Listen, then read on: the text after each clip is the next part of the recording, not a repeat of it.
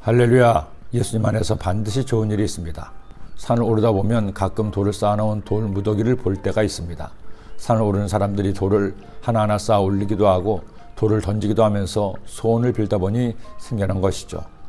그런가 하면 지금은 거의 보이지 않지만 예전에 시골 마을 어귀에 가면 그 동네에서 신성한 곳으로 알려진 성황당이 있기도 했습니다. 사실 이 성황당은 토지와 마을을 수호하는 신으로 알려진 선왕신을 모시는 집입니다. 또 그런가 하면 얼마 전 큰 인기를 끌었던 가요 경연 프로그램에서 한 남자 가수가 불러 널리 알려진 진또배기란 것도 있습니다. 저는 그 노래를 들으며 진또배기가 뭔지 궁금해서 찾아봤습니다. 뜻을 알고 나니 이미 많이 보았던 것임을 알았습니다. 진또배기는 소대의 강원도 사투리로 마을 수호신의 상징으로 마을 입구에 세운 장대를 의미합니다. 그리고 장대 끝에 나무로 만든 새를 붙여 세웠습니다. 우리 민족은 예로부터 이렇게 많은 것들에 영적인 의미를 부여하고 하늘의 도움을 구하는 민족이었습니다. 사실 이것은 우리 민족만의 이야기는 아니죠. 세계 어느 지역에 살고 있는 사람이든 사람이만 반드시 영적인 존재를 찾습니다. 그들이 믿을 수 있는 신을 만들어 그 신을 숭배했습니다. 왜 이렇게 오직 인간만이 신을 믿는 신앙심이 있을까요? 사람만이 생각을 하는데 인생이 어디서 왔어? 왜 살며 어디로 가는지 알지 못하기 때문입니다. 아울러 삶이 결코 녹록지 않기 때문이기도 하죠. 그러기에 사람은 사람을 초월한 신을 찾는 겁니다. 이런 이유로 인류 역사 시작부터 인간이 가장 먼저 하는 일은 신을 숭배하는 일이었습니다. 문제는 신이 보여야 하는데 보이지 않는다는 거죠. 그래서 사람들은 자신의 상상력을 빌어 그들이 생각하는 신을 만들어낸 것입니다. 어떤 민족은 사람의 형상을 한 신을 만들었습니다. 어떤 나라는 짐승의 형상을 한 신을 만들었죠. 어떤 이들은 자기들의 상상력을 총동원해서 신의 형상을 만들기도 했습니다. 그렇게 신의 형상, 우상을 만들어 신으로 숭배한 것이죠. 이스라엘 백성들이 400년간 노예 생활을 했던 이집트에도 이런 수많은 우상들이 있었습니다. 그들이 들어간 가나안 땅에도 이런 우상들이 있었습니다. 그런 우상의 땅에 이스라엘 민족이 살게 된 것입니다. 이스라엘 민족 중 가장 북쪽의 땅을 분배받은 단지파는 아직 그 땅을 정복하지 못했습니다. 그러기에 그들이 살아남기 위해서는 땅들을 점령해야 했죠. 이를 위해 단지파 사람들은 5명의 정탐꾼을 정복할 땅으로 보냅니다. 그런데 그 정탐꾼들이 어제 우리가 나누었던 에브라임 산지에 사는 미가의 집에 유숙하게 됩니다. 그곳에 뭐가 있었나요?